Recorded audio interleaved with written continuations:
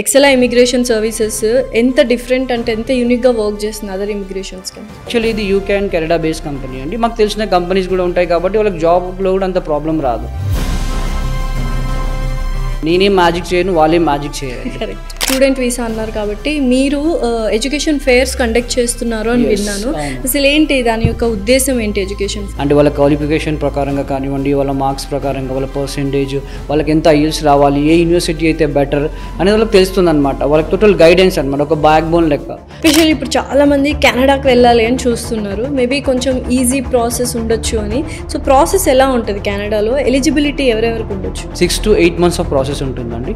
దానికి ఫస్ట్ అనేది మనం ఎలిజిబిలిటీ చెక్ చేస్తాం. దాంతోపాటు వాళ్ళు పిఆర్ వీసాలో ఎలాంటి ప్రోగ్రామ్కి ఎలిజిబిలిటీ ఉన్నారు, ఇదంతా వాళ్ళకి ప్రొఫైల్ ఎవాల్యుయేషన్ చేస్తారు ఫస్ట్. సో ఎక్కువ వర్డ్స్ పిఎన్పిఏ, పిపిఎన్ వినిపిస్తూ ఉంటాయి. అసలు ఏంటి వాటి?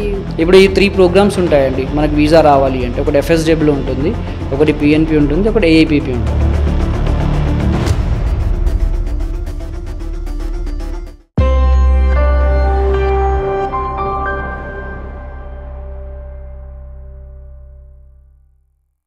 హాయ్, హలో, నమస్తే, welcome to our channel. So చాలామంది ఇండియన్స్ అబ్రాడ్ వెళ్ళి సెటిల్ అవ్వాలి అనుకుంటారు. అదొక డ్రీమ్ అనుకుంటారు. బికాస్ క్వాలిటీ ఆఫ్ లైఫ్ కానీ స్టాండర్డ్స్ ఆఫ్ లివింగ్ చాలా బాగుంటుంది అని.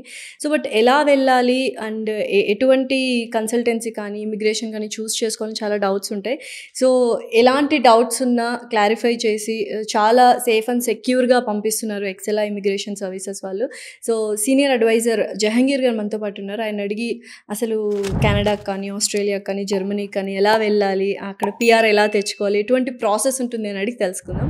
హలో జహంగీర్ గారు. హలో అండి, ఎలా ఉన్నారు? Yeah fine. మీరు? నేను కూడా చాలా బాగున్నాను. ఇప్పుడు ఏంటంటే చాలా మంది people are getting attracted towards abroad. ముందు నుంచి ఉంది, ఇప్పుడు ఇంకాస్త ఎక్కువైంది అనమాట. సో క్వాలిటీ ఆఫ్ లివింగ్ కానీ, కాస్ట్ ఆఫ్ లివింగ్ కానీ, స్టాండర్డ్స్ ఆఫ్ లివింగ్ కానీ, ఎడ్యుకేషన్ వైజ్ పిల్లలు సెటిల్, ఇవన్నీ ఆలోచించుకొని వాంట్ టు సెటిల్ అబ్రాడ్ అనుకుంటారు. సో మీరు ఎస్పెషల్లీ ఎక్సెలా ఇమిగ్రేషన్ వాళ్ళు ఏ కంట్రీస్ ఆఫర్ చేస్తున్నారు? ఎక్సెల్లా ఇమిగ్రేషన్ సర్వీసెస్ వచ్చేసి మనకి స్టూడెంట్ వీసా, ఎవరైతే స్టూడెంట్స్ ఉంటారు కదా అబ్రాడ్లో స్టడీస్ చేయాలి అనుకుంటే వాళ్ళు వెళ్ళొచ్చండి హయ్యర్ స్టడీస్కి. ఎవరైతే వర్కింగ్ ప్రొఫెషనల్స్ ఉంటారు కదా వాళ్ళు అనేది సెటిల్ కావడానికి వెళ్ళొచ్చు. సెటిల్ కావడానికి వెళ్ళాలి అంటే మన దగ్గర Australia PR visa, permanent residency visa, దాంతోపాటు Canada permanent residency visa, UK skill work visa, and దాంతోపాటు వచ్చేసి మనకి జర్మనీ జాబ్ సీకర్ వీసా. ఇది totally depends upon client profile అండి. తను ఎడ్యుకేషన్ బ్యాక్గ్రౌండ్ ఏంటిది, తన ఎక్స్పీరియన్స్ ఏంటిది, దాన్ని బట్టి మనం ఈ ప్రాసెస్ అనేది స్టార్ట్ చేస్తాం అనమాట. సో యూజువల్గా అంటే ఇందాక స్టూడెంట్ వీసా అన్నారు కాబట్టి మీరు ఎడ్యుకేషన్ ఫేర్స్ కండక్ట్ చేస్తున్నారు అని విన్నాను. అసలు ఏంటి దాని యొక్క ఉద్దేశం ఏంటి? ఎడ్యుకేషన్ ఫేర్స్ అంటే ఇక చాలా మందికి చాలా డౌట్స్ ఉంటాయి. ఇప్పుడు వాళ్ళ పర్సెంటేజ్ ఇష్యూ కానివ్వండి, కొంచెం మందికి ఎడ్యుకేషన్ గ్యాప్ ఉంటుంది, కొంతమంది పేరెంట్స్కి డౌట్స్ ఉంటాయి. అంటే మా అబ్బాయి అక్కడ ఎలా ఉంటాడు, ఎలా సర్వైవ్ అవుతాడు ఆ కంట్రీలో, ఓకే తనకు ఏ కంట్రీ అయితే బెస్ట్, ఆ పేరెంట్స్ కూడా వచ్చి ఎడ్యుకేషన్ ఫేర్స్కి అనేది అటెంప్ట్ కావచ్చు. ఓకే అటెండ్ అయ్యి వాళ్ళు తెలుసుకోవచ్చు అనమాట ఏ కంట్రీ అయితే బెస్ట్ ఉంటుంది. అంటే వాళ్ళ క్వాలిఫికేషన్ ప్రకారంగా కానివ్వండి, వాళ్ళ మార్క్స్ ప్రకారంగా, వాళ్ళ పర్సెంటేజ్, వాళ్ళకి ఎంత ఐఎల్స్ రావాలి, ఏ యూనివర్సిటీ అయితే బెటర్ అనేది వాళ్ళకి తెలుస్తుంది అనమాట. వాళ్ళకి టోటల్ గైడెన్స్ అనమాట, ఒక బ్యాక్ బోన్ లెక్క. అంటే వాళ్ళు వెళ్ళడానికి వేరే కంట్రీస్ కానీ యూనివర్సిటీ ఎక్స్పర్ట్స్ వస్తారు అక్కడ. వాళ్ళు అనేది వాళ్ళ గైడెన్స్లో స్పాట్ ఆఫర్ లెటర్ అయినా కానీ వాళ్ళకి రావచ్చే ఛాన్సెస్ చాలా ఉంటాయి అని వాళ్ళ డౌట్స్ అన్ని క్లియర్ చేసుకోవచ్చు. ఇప్పుడు కొంతమంది స్టూడెంట్స్ ఉంటారు, వాళ్ళ పేరెంట్స్ని కన్విన్స్ చేయలేకపోతున్నారు. ఓకే వాళ్ళు వచ్చి డైరెక్ట్ యూనివర్సిటీ రిప్రజెంటేటివ్ మాట్లాడవచ్చు. ఓకే అండ్ స్పాట్ అసెస్మెంట్ కూడా చేస్తారు అని విన్నాను. అసలు ఏముంటుంది స్పాట్ అసెస్మెంట్లో? అంటే జాబ్ కోసం వెళ్ళే వాళ్ళ కోసమా లేకపోతే ఏంటి? స్పాట్ అసెస్మెంట్ అంటే ఎవరైతే ఇమిగ్రేషన్ పర్పస్ వెళ్తారు కదా, ఎవరైతే అబ్రాడ్లో సెటిల్ అవ్వాలనుకున్నారో, ఫ్యామిలీ త్రూ వెళ్ళాలి అంటే వాళ్ళకి తెలియదు ఎలా అప్లై చేయాలి, ఏంటి ఎలిజిబిలిటీ ఏంటి, ఎన్ని మంత్స్ ప్రాసెస్, ఇది ఎంతవరకు టైం పడుతుంది అంటే వాళ్ళకి స్పాట్ అసెస్మెంట్ అనేది ఎవ్రీ స్టేట్లో అనేది కండక్ట్ చేస్తుంటాం అనమాట ఎవ్రీ మంత్ అనేది. ఓకే వాళ్ళు అక్కడ వచ్చి తెలుసుకోవచ్చు వాళ్ళకి ఏ కంట్రీ అయితే బెస్ట్, వాళ్ళకి ఎక్కడి నుంచి అయితే వీసా వచ్చే ఛాన్సెస్ ఉన్నాయి, ఏ కంట్రీ అయితే వాళ్ళకి ఎక్కడ జాబ్స్ ఉన్నాయి ఆ కంట్రీకి అనేది మనం సజెస్ట్ చేస్తాం. అంటే కొంతమంది వేరే స్టేట్స్ ఉంటారు, రాలేకపోతారు, కొంతమంది ఎలిజిబిలిటీ తెలియదు, ఏంటి ఎన్ని పాయింట్స్ వస్తున్నాయి, మనకి ఎంత ఐఎల్స్ రిక్వైర్మెంట్ ఉంది, మన జాబ్ నుండి ఏ విధంగా ఉన్నాయి వేరే కంట్రీస్లో అనేది వాళ్ళకి తెలుసుకోవచ్చు అనమాట. కంట్రీకి వచ్చి ఒకవేళ వాళ్ళ కంట్రీ ఎలిజిబిలిటీ వాళ్ళకి ఈ కంట్రీ నచ్చితే మనం చేసుకోవచ్చు. ఎందుకంటే ఒక్కొక్క క్లయింట్కి ఒక్కొక్క కంట్రీ అనేది ఇంట్రెస్ట్ ఉంటుంది, బట్ వాళ్ళ ప్రొఫైల్ అనేది వేరే కంట్రీకి అనేది మ్యాచ్ అవుతుంది. దాన్ని బట్టి మనం గైడెన్స్ చేయాలి. బ్లైండ్లీగా ఏదో ఒక కంట్రీ అని వాళ్ళు ఏదో అనుకుంటున్నారో ఆ కంట్రీ కన్నా మనం ప్రాసెస్ స్టార్ట్ చేస్తే మళ్ళీ వాళ్ళకి ప్రాబ్లం ఉంటుంది, జాబ్ ఇష్యూస్ కానివ్వండి ఇవన్నీ. సో వాళ్ళని అసెస్ చేసి ఏ కంట్రీ మీకు సూటబుల్గా ఉంటుంది అనేది మీరు ఒక ఒక ఐడియా ఇస్తారు వాళ్ళకి, అంతేనా? సో ఇంకా ఎస్పెషల్లీ ఇప్పుడు చాలా మంది కెనడాకి వెళ్ళాలి అని చూస్తున్నారు, మేబీ కొంచెం ఈజీ ప్రాసెస్ ఉండొచ్చు అని. సో ప్రాసెస్ ఎలా ఉంటుంది కెనడాలో, ఎలిజిబిలిటీ ఎవరెవరికి ఉండొచ్చు? అంటే చాలా మంది మీరు అడిగినట్టు కెనడా అనేది చాలా లెంతీ ప్రాసెస్ అనుకుంటారు. First of all 6 to 8 months of process ఉంటుందండి. దానికి ఫస్ట్ అనేది మనం ఎలిజిబిలిటీ చెక్ చేస్తాం. ఓకే, ఇప్పుడు చాలా మంది వేరే వాళ్ళ ప్రొఫైల్స్తో కంపేర్ చేసుకుంటాడు. ఇప్పుడు మీ ప్రొఫైల్ వేరేలా ఉంటుంది, నా ప్రొఫైల్ వేరేలా ఉంటుంది. ఓకే, అంటే డిపెండ్స్ అపాన్ ఇది టోటలీ ప్రొఫైల్ అనమాట. దీనికి ఫస్ట్ ఎలిజిబిలిటీ చేస్తారు. దీనికి ఒక ప్రాసెస్ టీమ్ ఉంటుంది, వాళ్ళు అనేది వర్క్ చేస్తారు దీనిపైన. వాళ్ళు అనేది చెప్తారనమాట తన ఏజ్కి, క్వాలిఫికేషన్కి, వర్క్ ఎక్స్పీరియన్స్కి ఎన్ని పాయింట్స్ వస్తున్నాయి, దాన్ని బట్టి వాళ్ళ ఐఎల్స్లో ఎంత తెచ్చుకోవాలి, దాని దగ్గర ట్రైనింగ్ కానివ్వండి. ఓకే, వాళ్ళ జాబ్ ఆక్యుపేషన్ ఏంటి, అండ్ వాళ్ళ ఎన్ఓసి టైర్ కోడ్ ఎంత డిమాండింగ్లో ఉంది అక్కడ, దాంతోపాటు వాళ్ళు పిఆర్ వీసాలో ఎలాంటి ప్రోగ్రామ్కి ఎలిజిబిలిటీ ఉన్నారు, ఇదంతా వాళ్ళు ప్రొఫైల్ ఎవాల్యుయేషన్ చేస్తారు. ఫస్ట్ వాళ్ళు విజిట్ కాగానే అదర్వైజ్ స్క్రోల్ అవుతున్న నెంబర్ పైన కాల్ చేసి వాళ్ళకి ప్రాపర్ కౌన్సిలింగ్ అనేది దొరుకుతుంది ఎక్సెల్ సైడ్ నుంచి. ఓకే, ఫస్ట్ వాళ్ళ కౌన్సిలింగ్ రాగానే వాళ్ళు కూడా తెలుస్తుంది అనమాట, ఓకే ఈ కంట్రీ అయితే బెస్ట్ అనేది. వాళ్ళ డౌట్స్ అన్ని క్లారిఫై అయిన తర్వాత మనం వీసా ప్రాసెస్ అనేది చేస్తాం. ఓకే, సో యూజువల్గా ఐఎల్స్ అనగానే చాలా మందికి నైట్ మేర్ ఉంటుంది, చాలా భయపడుతుంటారు. ఎందుకంటే చాలా వరకు మనకు ఇక్కడ తెలుగు మీడియం బ్యాక్గ్రౌండ్ కావచ్చు, ఇంగ్లీష్ అంత ఫ్లూయెన్సీగా మాట్లాడని స్కూల్స్, అంటే ఇంగ్లీష్ మీడియం కూడా ఉంటుంది. ఇంగ్లీష్ అనేది కొంచెం బ్యారియర్గా ఉంటుంది మన ఇండియన్స్కి, కొంతమందికి, నాట్ ఎవ్రీవన్. సో అలాంటి వాళ్ళు ఐఎల్స్ ఎలా క్లియర్ చేయాలి, ప్రాసెస్ ఏంటి, దానికి ఎంత స్కోర్ తీసుకురావాలి అంటే? యాక్చువల్లీ మీరు చెప్పినట్టు కూడా చాలా మందికి అది పెద్ద డౌట్ అండి, ఇంకా పెద్ద టాస్క్ అది ఒకటి. ఓకే, మా ఫ్రెండ్స్కి రాలేదు వీసా. ఓకే, ఎందుకు రాలేదు అంటే ఐఎల్స్ వల్ల రాలేదు, లేదంటే మా ఫ్రెండ్ చాలా రోజులు నుంచి ట్రై చేస్తున్నాడు, వాళ్ళకి వీసా ఐఎల్స్ వస్తలేదు. ఇంకా దీనికి చాలా మంది పిఆర్కి అప్లై చేయాలి అంటే ఇంత స్కోర్ ఉంటేనే మనం అప్లై చేసుకోవచ్చు, 8,777 వస్తేనే మనం అప్లై చేయాలి. అలాంటి రూమర్స్ బయట చాలా ఉంటాయి. బట్ ఇది టోటల్లీ వాళ్ళ ఏజ్, క్వాలిఫికేషన్, వర్క్ ఎక్స్పీరియన్స్ ఏవైతే పాయింట్స్ వస్తాయో అవన్నీ పాయింట్స్ తీసిన తర్వాత వాళ్ళకి ఎంత ఎస్టిమేట్ చేసి ఒక ఐఎల్ స్కోర్ అనేది వస్తుంది మనకు. ఓకే, దాన్ని వాళ్ళు తెచ్చుకోవాల్సి వస్తుందండి. ఇప్పుడు 8,777 అనేది కెనడాలో ప్రోగ్రామ్స్ ఉంటాయి. FSW అనే ఒక ప్రోగ్రామ్ అండి. ఆ ప్రోగ్రామ్ అనేది దానికి 8,777 అనేది అవసరం. ఓకే, అండ్ కొంచెం సిఆర్ఎస్ స్కోర్ అనేది ఉంటుంది. ఆ స్కోర్ అనేది దానికి మ్యాచ్ అవుతే వాళ్ళ ప్రొఫైల్ అక్కడ నుండి పిక్ అవుతుంది. కొంతమందికి ఐఎల్స్ తక్కువ వస్తుంది. ఇప్పుడు మీరు చెప్పినట్టు తెలుగు మీడియం స్టూడెంట్స్ ఉంటారు. ద మినిమం రిక్వైర్మెంట్ ఐఎల్స్కి వచ్చేసి 6 అండి ఈచ్ మాడ్యూల్లో. Okay, reading, writing, speaking and listening అని 4 మాడ్యూల్స్ ఉంటాయి. దాంట్లో మినిమం ఈచ్ మాడ్యూల్లో 6 తెచ్చుకుంటే ఎవరైనా అప్లై చేసుకోవచ్చు కెనడా పిఆర్కి. ఓకే, ఈవెన్ దో ఇప్పుడు తెలుగు మీడియం స్టూడెంట్స్ కూడా వాళ్ళకు కూడా ఈవెన్ మోర్ దెన్ 6 వస్తున్నాయి. ఓకే, జనరల్ ఐఎల్స్లో కూడా మనకు 2 టైప్స్ ఉంటుంది. ఒకటి అకాడమిక్ ఉంటుంది, ఒకటి జనరల్ ఉంటుంది. అకాడమిక్ వచ్చేసి స్టూడెంట్ వీసా వాళ్ళకి అది కొంచెం టఫ్ ఉంటుంది. జనరల్ అనేది మనం సెటిల్ కావడానికి వెళ్తున్నాం కాబట్టి కొంచెం ఈజీ, దాని దగ్గర ట్రైనింగ్ కానివ్వండి, ఎక్సెల్ సైడ్ నుంచి అవన్నీ ప్రొవైడ్ చేస్తారు వాళ్ళకి. ఎక్సెల్ వచ్చేసి ప్రొఫెషనల్ ట్రైనర్స్ ఉంటారు, వాళ్ళు గైడ్ చేస్తారు అనమాట. 1 month ట్రైనింగ్ ఉంటుంది, 4 సెషన్స్ ఉంటాయి. ఏదో ఒక సెషన్ మనం సెలెక్ట్ చేసుకొని దాన్ని ఫాలో అయితే సరిపోతుందండి. ఈజీగా వాళ్ళు అనుకున్న స్కోర్ అనేది వస్తుంది.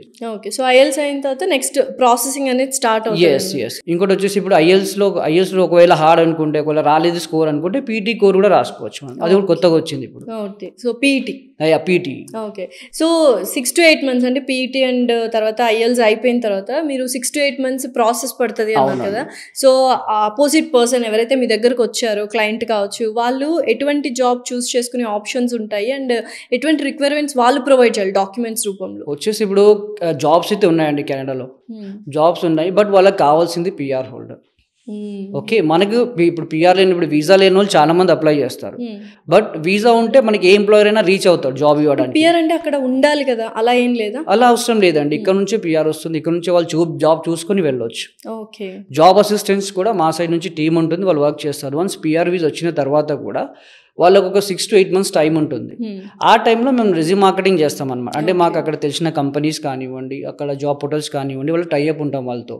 ఓకే, అక్కడ వాళ్ళ రెజ్యూమ్ని మార్కెటింగ్ చేస్తే అలా వాళ్ళకి ఇంటర్వ్యూ కాల్స్ అక్కడ నుండి వస్తాయి, ఇక్కడ నుండి వాళ్ళు జాబ్ చూసుకొని వెళ్ళొచ్చు. ఓకే, రిక్వైర్మెంట్స్ ఏంటంటే పిఆర్ రావాలి అంటే? పిఆర్ రిక్వైర్మెంట్ వచ్చేసి ఫస్ట్ మనకు వచ్చేసి ఏజ్ అండి, okay, qualification, work experience and IELTS, ఇవి 4. ఓకే, అండ్ కొంతమంది హస్బెండ్స్ ఏజ్ ఎక్కువ ఉంటుంది, వాళ్ళు వైఫ్ త్రూ కూడా అప్లై చేసుకోవచ్చు. ఓకే, అండ్ బెనిఫిట్స్ వచ్చేసి ప్రజెంట్ మనకి ఇప్పుడు వాళ్ళ ఫ్యామిలీతో ఇమీడియట్గా వెళ్ళొచ్చు. కొన్ని వీసాస్, ఇప్పుడు స్టూడెంట్ వీసాస్తో ఫ్యామిలీతో ఇమీడియట్గా ట్రావెల్ కాల్ చేయలేదు. ఓకే, దానికి వచ్చేసి వాళ్ళ ఫ్యామిలీతో ఇమీడియట్గా ట్రావెల్ చేయొచ్చు, ఫ్యామిలీకి కూడా ఈక్వల్గా బెనిఫిట్స్ ఉంటాయి.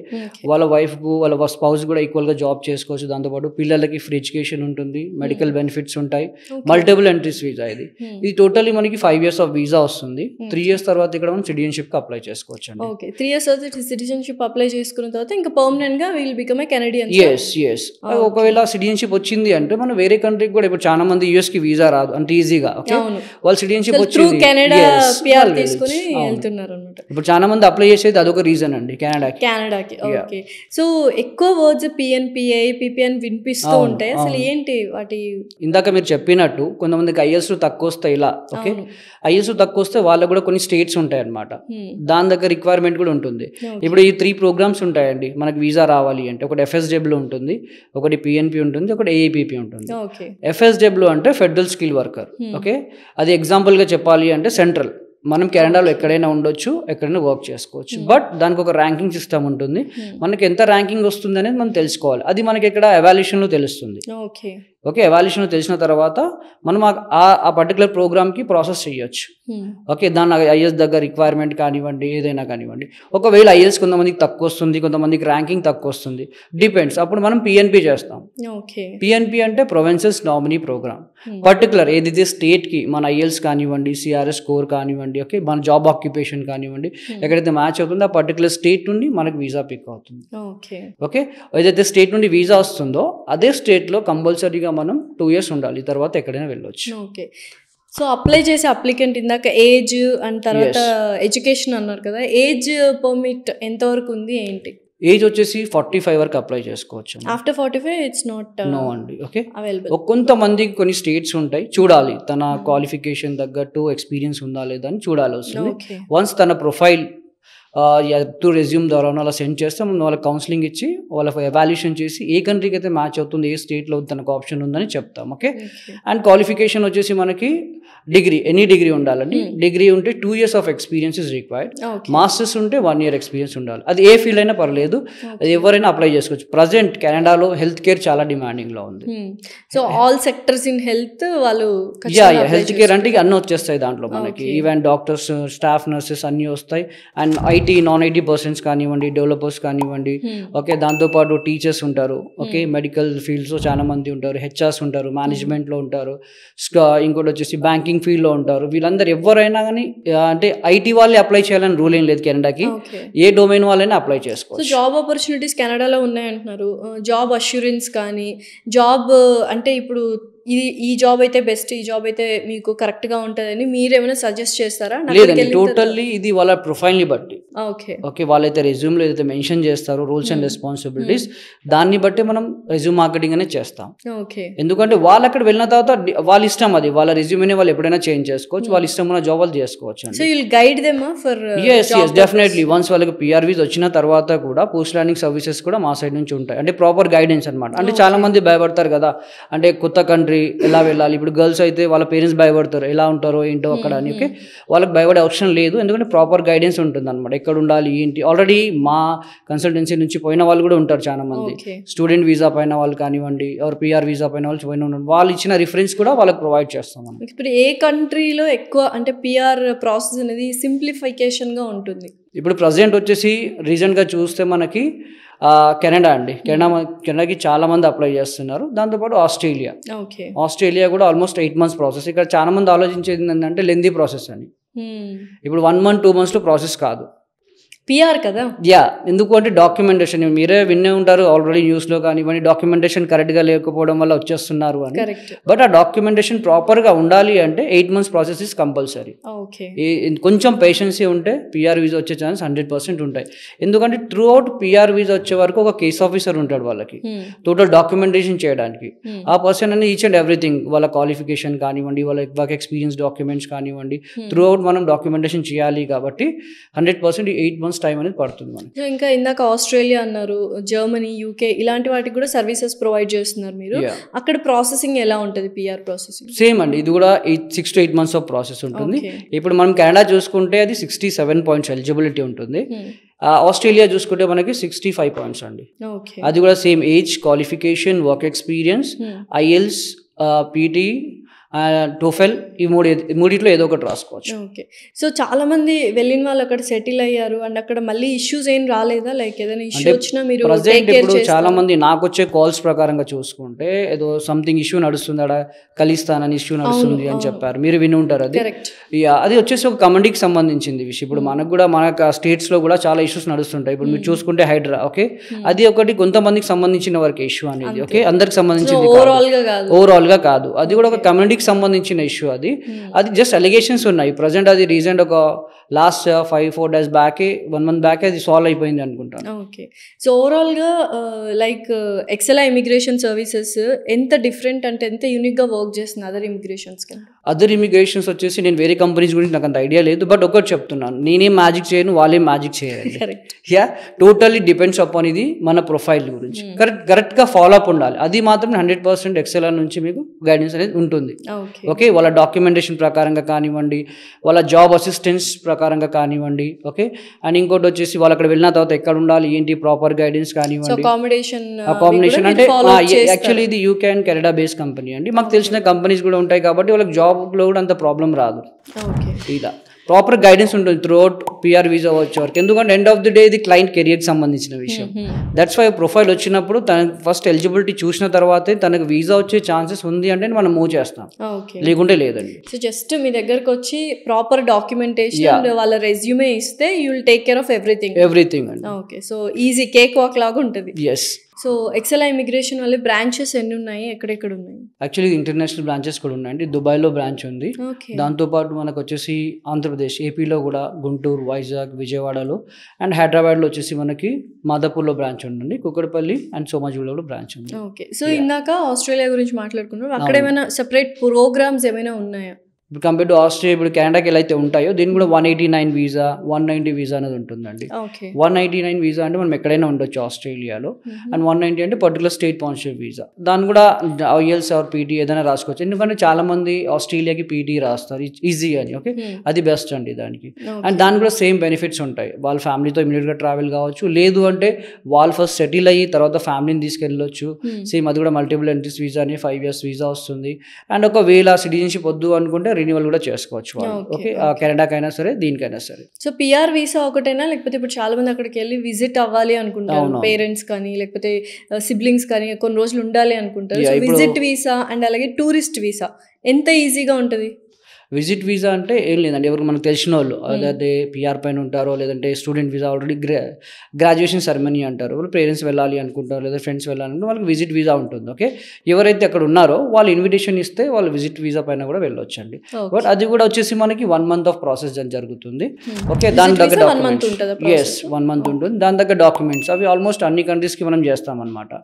దానికి డాక్యుమెంట్ ఇన్విటేషన్ కాపీ ఉండాలి, పాస్పోర్ట్, అండ్ దాని దగ్గర రిక్వైర్మెంట్స్ ఉంటాయి. అంటే వాళ్ళు ఎలా ఏం జాబ్ చేస్తున్నారు, ఇక్కడ బ్యాక్ రీజన్ ఏంటి, అక్కడ ఉన్న వాళ్ళు మీకు ఎందుకు పిలుస్తున్నారు, వాళ్ళు ఫైనాన్షియల్గా అక్కడ ఫిట్ ఉన్నారా, ఇలాంటివన్నీ గైడెన్స్లో డాక్యుమెంటేషన్స్లో ఉంటాయి. దాన్ని బట్టి మనం ప్రాసెస్ చేయొచ్చు.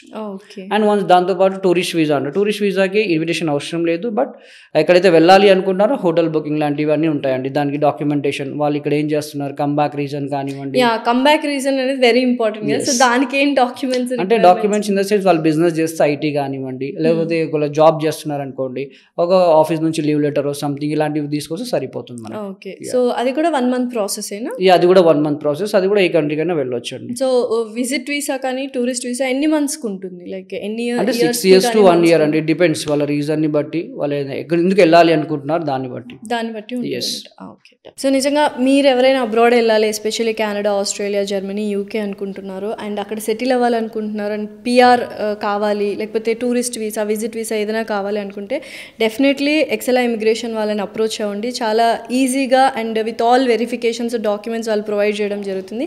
మరిన్ని డీటెయిల్స్ కోసం కింద స్క్రోల్ అవుతున్న నెంబర్కి కాల్ చేసి తెలుసుకోండి. Thank you so much.